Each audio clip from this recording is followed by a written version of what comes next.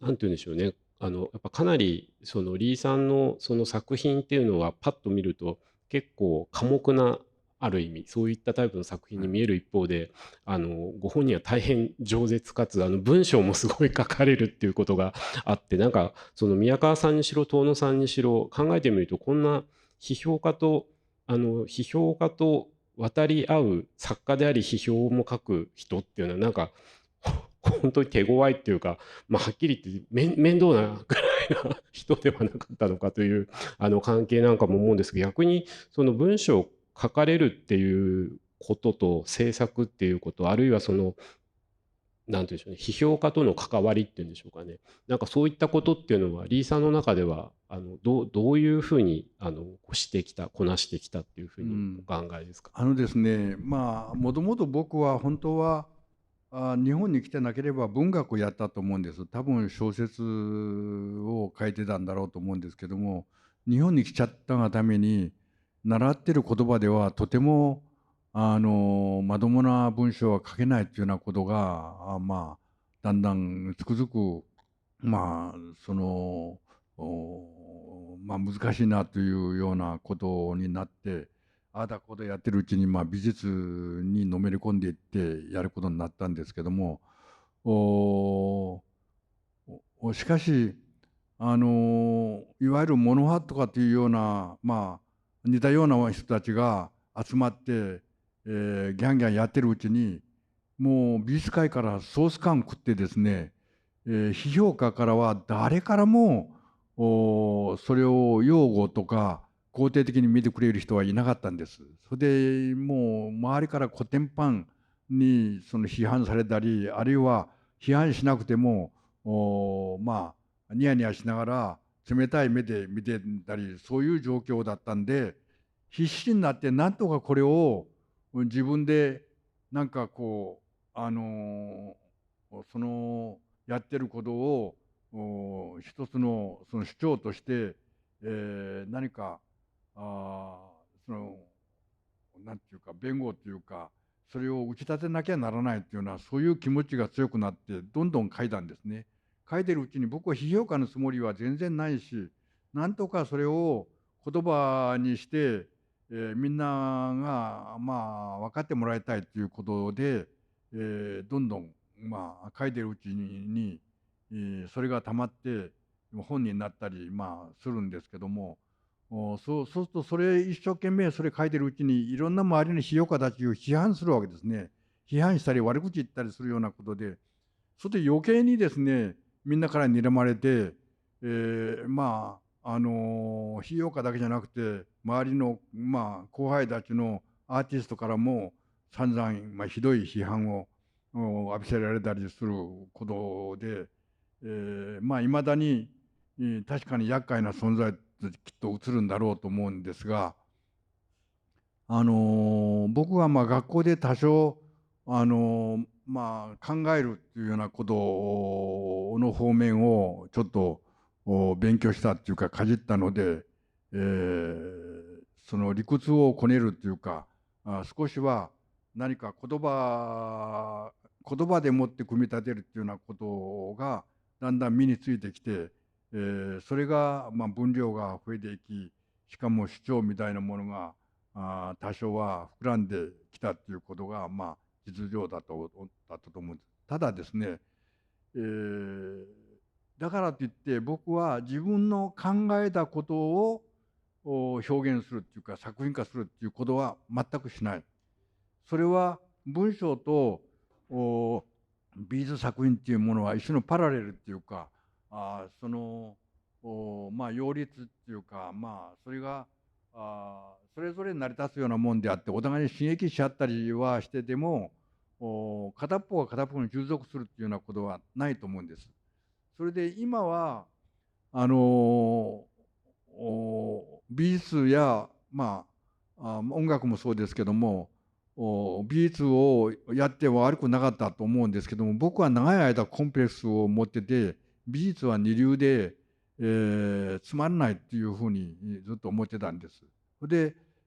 最近になって考えてみると、美術っていうのはそのまあ具体的に作品を見ても極めてその成り立ちがそのアナーキーで、すごく面白い。つまりその絵っていうものはもちろんいろんな絵描きにもよるんですけども、一つの画面で、大体言いたいこととかいろんなものが表現が成り立ってる場合が多い。シリーズもあれば何枚も長い作品もありますけども、一般論として、一枚の絵の中にそれらしいものが現れてくるっていう。しかもこれは見るっていうことが一遍で、そのある一瞬の眼差しでもって、大半のことが読み取れる、分かってくる、経験できるっていう。それについて例えば文章の場合は読むっていう組み立てるっていう時間もあれば読むっていう時間があって、極めてこれはある面でね、詩であっても三分的だと思うんです。それでしかも時間の経過を必要とする。時間の経過に従ってそれが現れる。それについて絵はね、制作の場合は時間の経過が必要ですけど、見る場合はほぼ一瞬でも大概わかる。もちろん何遍も見るっていうことが必要な場合もありますけども、ほぼ一瞬で、大まかなことがつかめるし分かってくる。しかもそれがだんだん最近の自分の考えの中では、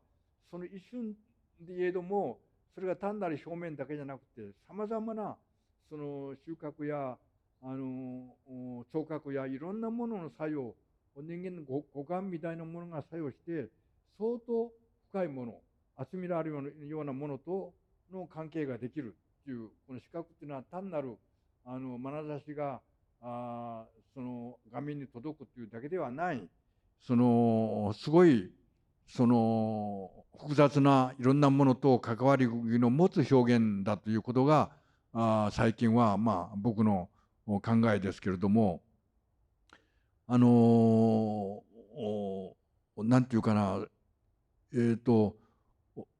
くっていうようなことを、書くっていうことは書くっていうことの独特な存在理由やいろいろ面白い面、特に意味をつかみ出すとかっていうそういう伝達能力としては素晴らしいことがあるんだけども、しかし書くことそのものにも限界があったりもどかしさがあるっていうようなことで、しかし僕の場合はしかし絶えず最近も時々文章を書いたりいろいろしますけども、そうするとやっぱり考えを整理したり、まだ自分のやってることをもう一遍考え直したりする時にいい手立てっていうか、いい刺激にもなるし、それでその先のことに進んでいく上で大きなヒントにもなるっていうことがあるんですが、さっきから言ってるように、その考えが先に進んでその言葉が優先するっていう。言葉っていうのは哲学用語ですと一種のロゴスなんですね。だからロゴス中心には僕はならない。それはそれでいいけども、片っぽの視覚的な表現っていうのは視覚的な表現独特なコンテクストや広がりがあるというふうに思って、その両方を経験してるっていうことではある面で幸せでも、文章を書くことによってみんなから睨まれたりずっと損する。これも本当遠野さんがいつもお前は文章を書くからかわいそうな人間になったっていうふうにね、そういうふうにね、だからそのほどほど用心して書いた方がいいよと言わんばかりのことを何遍も言われたことがあるんですね。だからその批評家が続かれないように上手にしなさいみたいな、そういうサイジェストみたいな皮肉みたいなことをよく言われたことを今でも忘れません。中原さんに怒られたっていうのもなんかそれもおっしゃってましたね。いや中原さんからも遠野さん以上に中原さんが辛辣です。それで、これ藤枝さんもそうだし、リーさんが文章やめた方がいいよみたいなことを言われたり、中原さんは非常に身近で晩年はとても親しく温かく見てくれましたけども、文章と作品がうまく合わないところもあるから、その辺が面白いと面白いし、かわいそうって言えばかわいそうだみたいなことをやっぱり身近に見てるからよく指摘されたりしました。でも僕は外国でずっと圧倒的に今の活動舞台はヨーロッパ、アメリカなので、そこでやるにはですね、僕は言葉がほとんどできない方に近いんで、やっぱり自分の文章が翻訳されて一生懸命広がるっていうことはものすごく助けになっていることも確かです。あの先ほど絵は一瞬で見る側にとってはということだと思いますけれども、今回の展示はもちろんインスタレーションから彫刻から全てあるんですけれども、あのいやでもリーさんの作品ってどう見たらいいんですかっていうのはあれですね、その絵とかっていやなんか一瞬でいいんだろうかと今一瞬思ったんですが、どうどういうふうにご本人はご自身の作品見直したりっていうことはうん、あるんでしょうか？極端に言えば一瞬でいいです。一つまり瞬ですか？ね、あんまり見なくていいです。それで、そんな。その場はですね、そはい。の場をうろついていればああ、いいです。ほうほう。そうするとそこでテレパシーかなんだか知らないけども、そこの波長っていうかいろんなものが感じられればいいし、それがそういうものをあまり感じられなかったらそれは失敗作です。で、もちろん見ること、読むことも大事なんですけども、うん、僕はずっと身体性っていうことを大事にしてるっていうことうん、を強調してるからには、やっぱり僕は制作っていうのは彫刻でも絵画でも自分でうん、基本的には行います。で、多くの周りの人たちに助けてもらうことはあるんだけども、石を例えば運んでもらおうとか、まあ設置するときに機械を使おうとかいろいろあっても、やはりそれはそのものやそのアーティストやいろんなものの身体性が関わるようなことで、そこで何かのその緊張感っていうか抜き差しならないそこの場の持ってる一つの力みたいなものが感じられてこそ作品だというふうに思うので、その制度にあんまりおんぶされて、ジュシャンみたいにその便器を持っててこれ泉だよっていう僕はそういうつもりはないので、そこでなんだかわからないけどもひしひしと感じられるっていうそういう、絵であろうが彫刻であろうがやっぱり感じることから入っていくっていうことはすごく大事だし、ましてや今のバーチャルな時代っていうか AI の時代のいろんな情報万能の時代で、そのような情報じゃない、その情報の力ではとても届かないような現場性っていうかいろんな具体的な関係性みたいなものがあるんだっていうことをぜひ経験してもらいたいっていうことが僕の立場です。なんかそうです。いや、いや、非常にいい、手引きにきっとなると思います、今のお話が。あの、そういった意味では、今、虚像の話を先ほどしてましたけれども、今、AI といった、お話もちょっと出てきましたけれども、やっぱりある種のこう技術に対しての、批判、批評、あるいは技術を否定的媒介として考えるっていうことなのかもしれませんけれども、現在、AI に関してのAI とアートに関しての発言もリーさん結構積極的にされてるんですけれども、そのあたりのことっていうのは今どういうふうにお考えになってるんでしょう？少し説明いいや、ただけますか？今、日常生活だとか、あるいは専門分野でも AI の役割っていうのは多大なもんだと思うんですね。皆さんよくご存知のように、将棋とか碁の中では、AI が、大きな役割を果たして、AI を見ながら、どんどん碁が強くなっていく、将棋が強くなっていくっていう、そういうようなことで、でも AI っていうのは、僕に言わせると、やはり、この知識の総体なわけです。人間の知識の総体で、非常に秀才の超秀才みたいなもんだろうと僕は思うんです。で、だからその超秀才的なようなものを、うまくそのデータ化して、その作ってあってそこから引き出してきて、応用するっていうようなこと、これはもうすごく便利だし速度もあるし普遍性もあるしずっとあるんですけども、ただそれはやはり知識の相対っていうか、人間の考えたいろいろなものの組み合わせ、その到達点っていうようなことであれば、やっぱりその先っていうものはやっぱり期待しにくいと僕は思うんです。ましてやアートっていうものは知識の相対じゃないんです、これ。例えばあの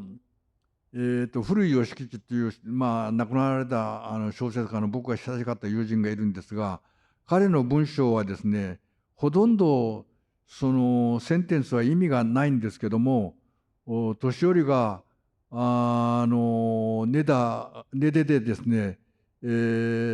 枕でその頭を枕に乗せて、もう元気がないのでじっとしてると、しかし元気がなくてもその遥か向こうの方からその地鳴りが響いてきて、その自分の頭を通過することが分かるみたいな、そういう例えばそういう描写をするんですね。でそれが感覚的に分かるとか、そこでこれは空襲を受けた時のその爆弾が起こるちょっと前のその感覚だねみたいな、そういうイマジネーションが働くわけですね。そこに文学があるわけです。そのようなことは AI では絶対無理です。でしかも絵描きが例えばレンブラントでも誰でもいいんですけども、絵を描くときに初めドローイングしたりしてアウトラインを作って描くんだけども、しばらく描いてるうちにね、いやこれやっぱダメだってまだ別な絵をその上に描き出すとか、何回もね描き直す、考え直すっていうことがずっとあるんですね。でこれは絵描きはある面でバカなんです。それで自分の考えがまとまらない中で、さまざまな迷いの中でやる。でもAI はきれいに分かったことをスポッと映し出す。この違いは大変なことなんですね。2、3年前かなんかAI にレンブラントの肖像画のようなものを描かせて素晴らしいものができたっていう新聞にも話題になったりいろいろしていくんで、 AI じゃない、アーティストは絶対そういうふうには描かない。もっとねおかしく描いたり、もっと変に描いたり分からなくなっちゃうっていう、そういうその未知性っていうか、わけのわからなさが絶えず働くっていうことについて AI はわけのわからないことは認めない。だから僕は多少語ができるんですけども、なんていうかな、みんな頭のいいその棋士であるほどAI をどんどん多様化するんですけども、多分 AI とバカとやったらもしかしたらバカが勝つかもしれない。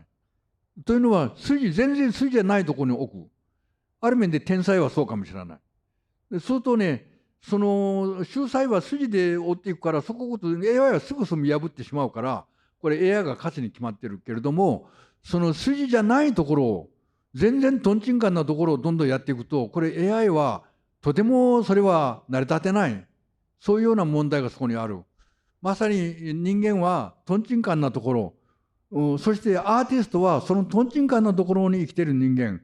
役にも立たない、何にもならないバカのバカみたいなところをやるので、部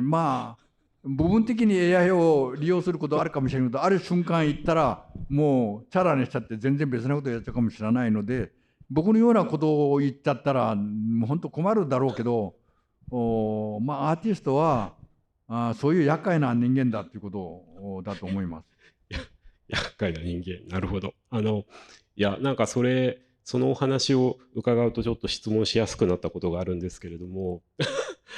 今虚像であったりとかいろいろそういったことの議論されてましたけど、だからリーさんもやっぱり時期によって同じ作品でもやっぱり作り方が変わってきたりとか、つまり同じじゃないわけですよね。でそれで言うと先ほどその高松さんの影というのを批判って的にこうご覧になってたっていう話がありましたけど、あれベルサイユの時でしたっけ、リーさんが影をとうとう描いたってはい。いうことがあったと思うんですけど、AI だったらリーさんの今までのデータ入れてたら絶対出てこないと思うんですけど、リーさんやっぱ影描いちゃうんだっていうのは、いやー、これはそのどういう。通りです。その通りで、僕が指定してたはずの影を描いてるんですけども、ただこれは弁解にもなるけども、ちょっと言いたいことは、高松の影のようなものは、それは一方的な影なわけです。で、僕の場合は、例えば太陽の自然の影がある。自然の影と僕がそれとずらして抵抗して、自分の別なイメージっていうかアウトラインを描く。それを二重性を絶えずやってて、その人間の一つの考えと自然のものとの重ね具合、離れ具合、そういうような両面性をやりたいというようなことで影を導入してますけども、影だけを引き出すとか強調するっていうようなことは僕は今のところしてないそうですね、です。今のところ。でも多少影を流していることは間違いありません。なるほど。あの、あとやっぱりそういう意味では最近の、本当に最近のアルルの作品なんかもそうですけれども、今度ガラスではなくて鏡を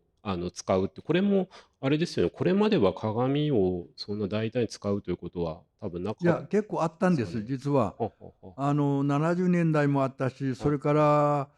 90年代はフランスで、えあの、えっと、お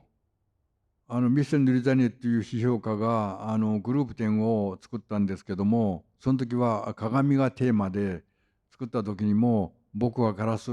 それは石で割るよりも割れたガラスをあの散らその散らかすというような、あそれから影を裏返しにして表の方に石を置くとか、その鏡そのものの存在みたいなことを、引き出してやったりしたことはありますけども、最近のような鏡状のものを使うっていうことは、ごく最近になって、頻繁になってきたんですけども、ただ昔から宮川淳という人が、鏡空間イマージュっていう有名な本もありますけども、そういう鏡ではない、自分が映るっていう、そういうことよりも、そこで言ってるのは絶えず人間の、なんていうかな、イメージとは自分のことであるっていうような、その自己の誇張の一つの、媒体としての鏡みたいなこととして持ち出すっていうよりも、僕はむしろ他者が映るっていう、鏡の中で他者を見出すっていう、自分を見ても実は見えてきてる、それでその中に自分を見るんじゃなくて、その自分というものが他者だというようなことが分かるような、反転するような、そういう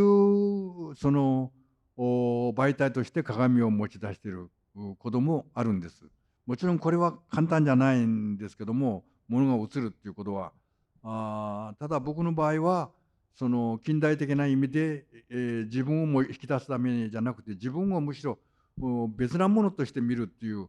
それからいろんなものと一緒にあるっていうことを認識させることとして、鏡状のものは面白いかなと思ってます。あの、やっぱりあれですね、AI じゃなくてアーティストはこう、それまでのこう議論とは違う形でこういろいろな素材の選択やいやいや、次の手を作っていくっていうことがあると思うんですけど、それで言うと、あとこれ結構これもあんまり多くの人はまだご存じないことかもしれませんけれども、リーさんは実はすごい音楽マニアでいや本当にちょっと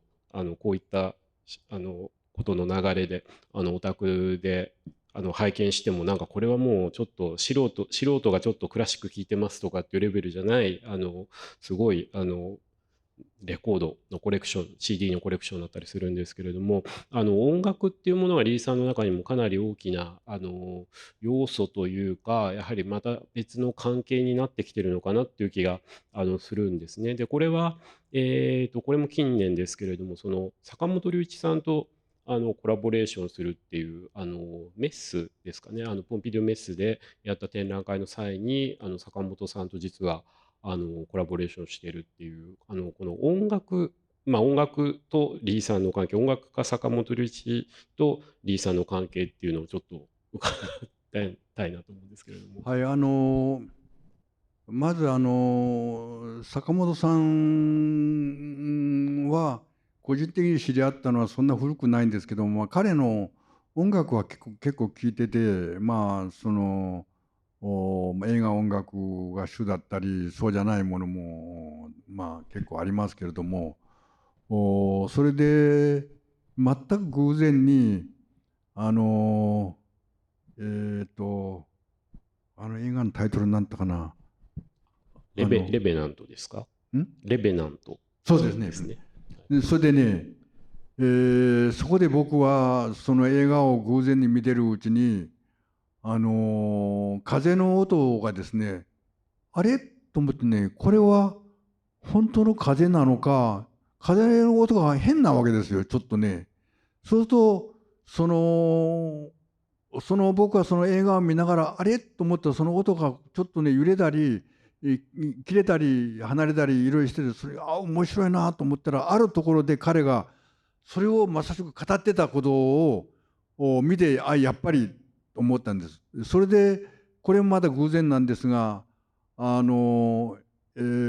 京で、美術館のワタリウムですかね。ワタリウムに偶然に寄ったんですね。寄ったら彼の展覧会を見てて、それで、本当に面白い展覧会を見たっていうようなことで簡単に一言書いて帰ったんです。そしたらなんかどういうふうにしてそれが分かったのか、無数の人たちがそこでコメントしているのに、でそれを見て、それでそのスタッフから連絡があったりして、それでまた別な彼の催しに行くことになったりして親しくなったんですね。で、そうこうしてるうちに彼があちこちで物派に好奇心があって、その僕の割ったからガラスに研究しているような部分があって、ガラスの割れる音とか、それからシーンとしてる何もなってないところの音とか、いろんなことに触れてることがあって、やっぱ面白いなって。で、それで彼に僕の展覧会の時に何か一つやってもらえないだろうかっていうことを頼むようになったんですけども、その時も彼がうちに遊びに来た時にお茶の間があって、そこは音がほとんどないんです。でも音のないところにですね、音のないところの音を取るって言ってなんかね、えーマイクっていうかなんかそれを設置してね、そこで何が取れるんだったらね、いや取れないかもしれないけども取れるかもしれないっていう変な妙なこと言って、2時間ぐらいそのまましたかな。そうだらどういうものが取れたかなみたいなこと言って帰ったけども、多分何も取れてないんじゃないかと思うんだけど、しかしそういうところでカランとした空間で撮りたくなるっていう、僕はその姿っていうかその発想がすごく僕は面白いと思うんですね。でだからそこで彼は何を感じているのか、それはとても微妙なんだけども、そういうことと関連があるかもしれないけど、僕はやっぱり人間の最も深いところに届いたり行ったりするものはやっぱり音じゃないかっていうそういう気がするんです。でこれは物理学でも波長の問題とかいろんなことがその音律や音感やいろんなことが論議されていることを少しは僕知ってますけども、本当に音っていうものはものすごくこう人間にとって、生物あらゆる生物通じ合えるようなそういうこの共通項の一種のエレメントがあるんじゃないかと思うんですね。だからその音を現象的な最も古い音っていうか、その細かい音っていうか、それを無限になんていうか、それをこう縮めていったりこう遮断していくと、そこで、ほとんど音わからなくなる、まあいわゆる沈黙っていうか、何もならないっていうこともあるけども、しかし真空空間、沈黙空間っていうのは本当に何なのかは全然誰もわからないと思うんだけども、それは想定はできるわけです。想像はできるわけですね。で、でも考えてみると、音楽っていうのは、音楽他の音が鳴らないよっていうことを前提にして始まるのが音楽なんですね。だからその始まる前と終わった後っていうのは、これは沈黙っていうかないっていうことが前提だと思うんです。もちろん現代音楽ではそういうようなものを一緒にして、その間に別な音を挿入することによって、その前後をつなぎ合わせて、まあ、音楽にするっていう、そういう試みも結構あることは、まあ、僕はわからないわけじゃないんですけども、普通考えると、そのオーケストラだったらオーケストラでも、まあ、何でもいいんですけども、その始まる前はない、終わった後もないっていうことが、まあ、一応前提になってる。で、僕の中でも、しかし絶えず音っていうものが一番人間の深いところ、一番なんか自然とのつながりの中で、なんか連携されながら通過していくような、往来していくような、そういうような要素として絶えずの音楽みたいなものが引っかかる。で、まあ、これをまあ一種のロマン派的な音楽は、それを人間に都合のいいようにもっと英雄的に綺麗にまあ仕上げていくというようなこともあるけれども、そうじゃなくて雑音に無限に近いようにそれを鳴らしていく、ま現代に近いようなそういう人もいたり、あるいは自然のいろんな風や波を音でもって、変換していく、そういうまあ作曲家もいたりいろいろするんですけども、いずれにしても人間にこの作用するその音の存在っていうか、音のその影響というか、これはもう圧倒的なもので、僕は音コンプレックスがすごくある。つまり音楽コンプレックスがものすごく強い人間だと思うんで、いろいろ話せば長いんですけども、とにかく音楽に対してすごい憧れがものすごくあるんですね。自分でできない分だけすごくあって、その音の持ってるその響きっていうか、何かを震えを持って伝わってくるような、これは視覚ではとてもできない。その視覚っていうのはどうしても一種の具体性を帯びるんですね。でも音っていうものは、そのま小鳥だとか、あるいは風だとか、木が揺れるとか、いろんなものの中でも何か鳴ってないのに鳴ってるような気がしたりする、さまざまな音の現象っていうものがあると思うんですけども、そのそのその圧倒的な高度な抽象性っていうのは、やっぱりまあ、その人間のかなり奥深いところ、魂だかなんだかわからないんですけども、本当に人間を超えた何かを通過していくようなそういうものとしては、やっぱり音っていうものがすごい。で、そのような部分を触れたいっていうようなことが坂本さんにあるんじゃないかと僕は思うんですよ。彼のものを聞くと。それでしかも最近会ってないんです。彼は最近がんと闘ってて、本当に彼のインタビューを読むと胸が詰まって、本当にもう言葉が出ないんですけれども、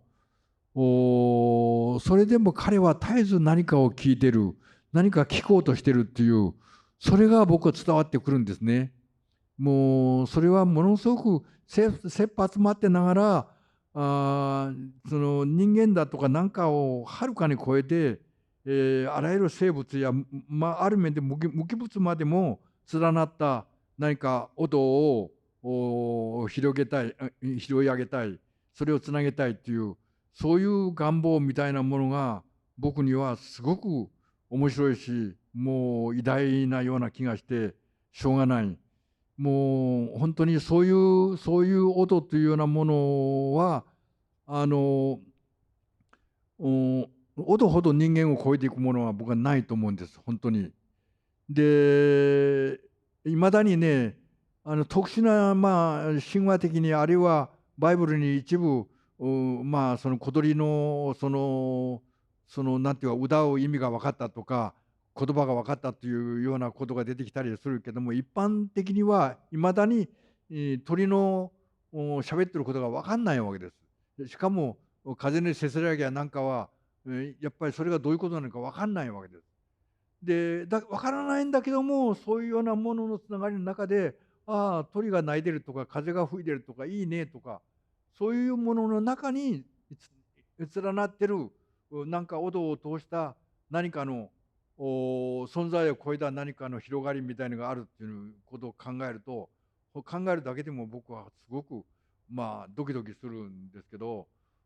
だから僕の根にある音楽に対する考えは、音楽以前の音っていうか、波長、そういうようなものが、根にあって、それがどう組み立てられるかっていうことまでは僕は、いかなくていい。もちろん、音楽、いわゆるいろいろなコンサートも好きだしあるけれども、僕もちょっと文章に書いたんですけども、カラヤンが晩年、あの、体具合が悪くもあるけども、指揮する時にですね、途中、このコンタクトを止めて、じーっとしてでね、おそらくその時はね、音も聞いてないと思うんです、僕は。本当を言えば。それ一瞬ね、その鳴ってる音のために、鳴ってる音のために、鳴ってない音をおそらく聞いてるような気がするんですね。だからそういうことを暗示させるようなことで、僕はやっぱりすごくしびれたようなこともあります。なるほど。いや、面白いですね。坂本さんがそれで言いますと、坂本さんはなんか、東京芸大入られて、音楽学部に入ったんだけど、美術の方の授業ばっかり実は出てたと。で、なんかどうやら高松さんの授業に出てたっていうんですよね。だから、なんて言うんでしょうね。もちろん、映画音楽だったり、YMO だったり、いろいろなそのポピュラリティのある、ことを取り組んでもいらっしゃる一方で、今、リーさんのお話になってたような、世界にも、接点をきっと持ってるんだろうなっていうのは、改めて、思います。で、また、なんて言うんでしょうね。リーさんのこう作品の今日その回顧展だという一方で回顧って言ってもどんどんその音楽だったら鏡のことであったりとかやはり AI ではないので違う